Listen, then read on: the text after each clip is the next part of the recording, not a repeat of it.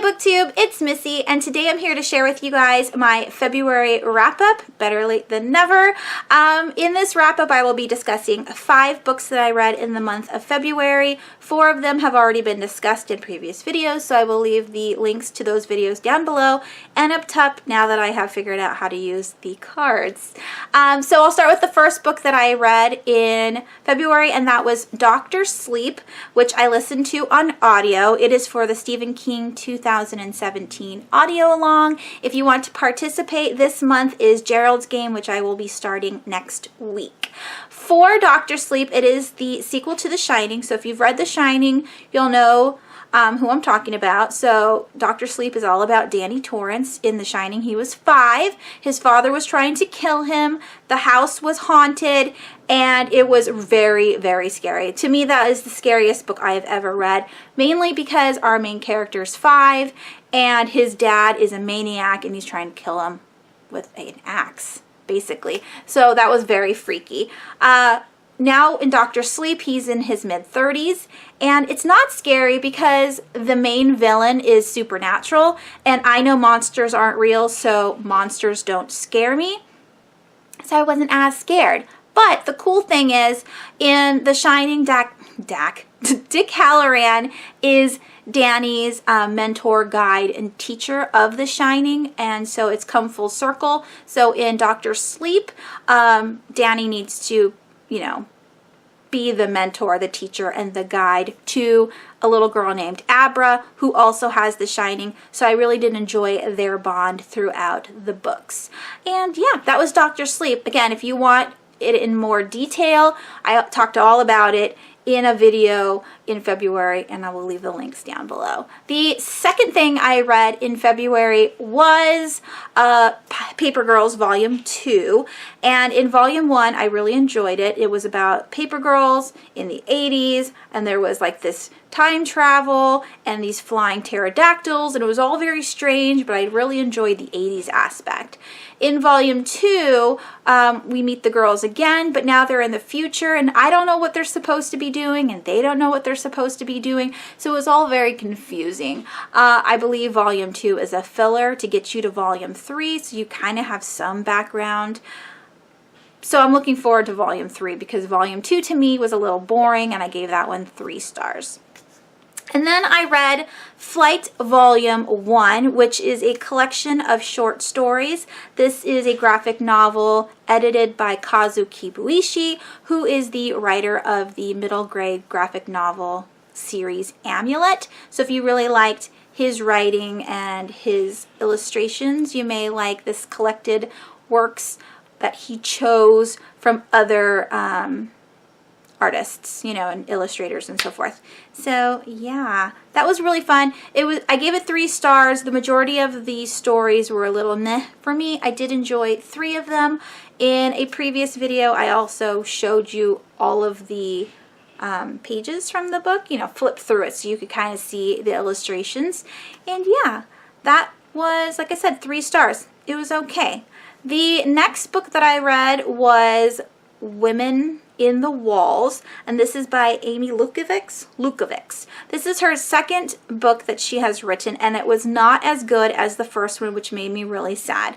Her first book was Daughters Unto Devils, and it was very creepy, and the atmosphere was amazing. In the second book, it's about 2 cousins who have to deal with the aunt going missing. The aunt is the mom of one of the cousins, and what is the aftermath.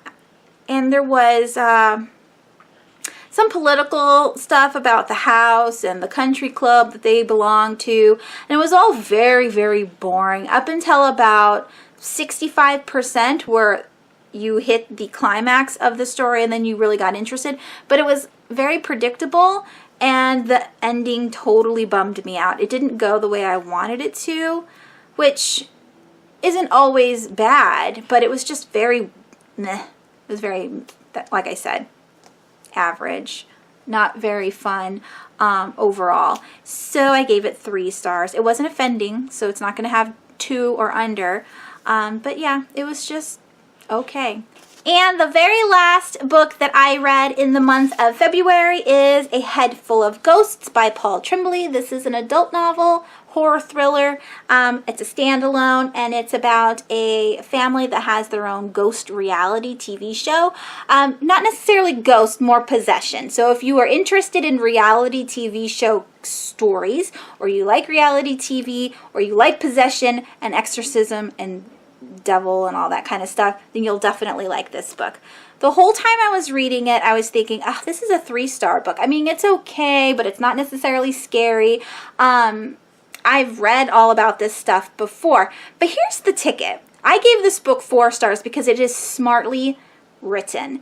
Now, it pokes fun at the fact that the whole reality TV show was copying other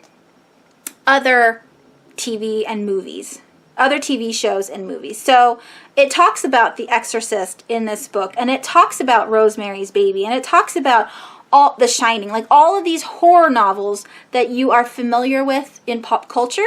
It talks about it in this book in like a blog form. So there's a blogger, and she's discussing the TV show that this family was on years later. So she's watched the whole series, and now she's like critiquing the series, and talking about how it's flimsy at parts. She knows it's make-believe and yada yada. I just loved that it was poking fun of itself and also analyzing its own story. It was very meta, if you want to say it like that. So I really enjoyed it. Now, like I said, the whole time I was thinking, oh, this is a 3-star read. But the very last chapter solidified my impression of this book. So then I bumped it to 4 stars. One, it was because that blogger was amazing. You find out who the blogger is, and you're like, oh my gosh. And then the last meeting with the editor of the book that's being written in this book, you come to realize, oh my gosh, like, it's an out of body experience if you pretend that you are the main character. It's so I don't even know how to describe it. It was just so good. Yeah, I would highly recommend this book. It wasn't 5 stars because it didn't engage me the entire time. I mean, I wasn't like flipping through the pages trying to figure out what happened next, but I did enjoy it thoroughly. And yeah, that's all I can say about this book. I wish I had better words, but I always leave my written reviews down below, so definitely check those out on Goodreads. And those are all of the books that I read in the month of February. I know, 3 books, 2 graphic novels. I can do better. I will in March. Crossing my fingers. Hopefully I do better. Oh, I want to talk about the, hold on. I did want to share with you guys from, my handy dandy notebook here, the books that I have completed from around the year in 52 books. So, A Head Full of Ghosts counted for one of those, and that was number 13, a book recommended by one of your favorite authors. So like I said before a million times, Stephen King tweeted about this book, and so because of his tweet, I picked it up and read it. And then the other one, I think I've already mentioned it in another wrap-up, that was Stalking Jack the Ripper. That was number 37, and it was a book you chose randomly. So far I've read 2 out of 52, but I have a lot that I'm planning on reading this month, so hopefully I can, catch up. And that is it. Those are all the books. Those are all the reviews. Those are all the stats. I hope you guys had a wonderful reading month in February. I hope you guys are having a wonderful week this week. And I will talk to you guys soon. Thanks for watching. Bye!